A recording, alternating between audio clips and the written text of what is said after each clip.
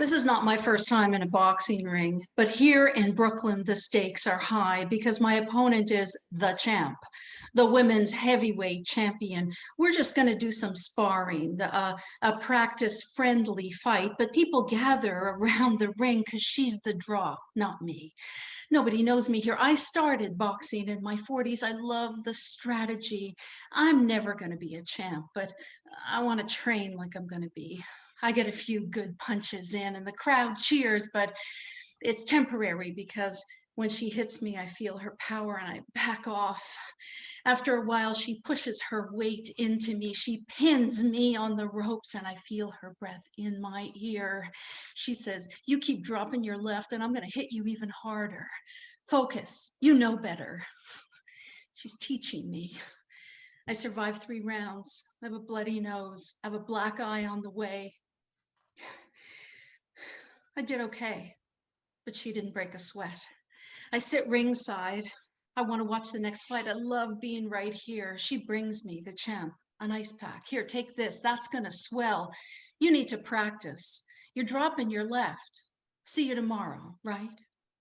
Yeah, right. See you tomorrow. Boom. My wife looks at me and she says, "You need a haircut. You look like a murderer." And I'm like, what does that even mean?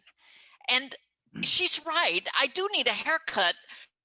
I used to go to the barber once a month, but when COVID hit, not only couldn't I go to the barber, well, I stopped shaving too. And for the first time in my life, I grew a full beard. So I go and I have this trimmer with all these fancy attachments. And I think, I'll just trim my beard and I'll cut my own hair. How hard can it be? And so I start trimming and cutting and, it's not going well.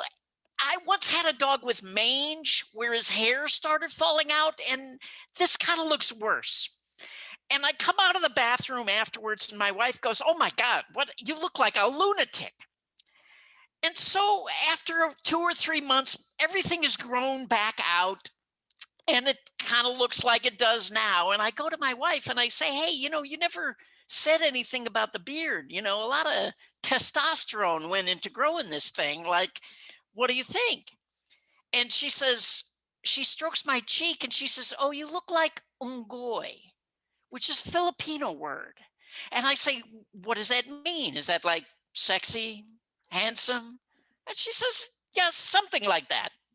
And so I go to Google and I look it up, and there it is, unggoy, monkey. Summer 1983. I'm at my friend Lisa's parents' house in Long Island having 3 days by the pool. I'm away from my cramped Manhattan apartment, my waitress job, 3 days of relaxation. So in the morning, before I head to Long Island, I call my parents. They live in Boston.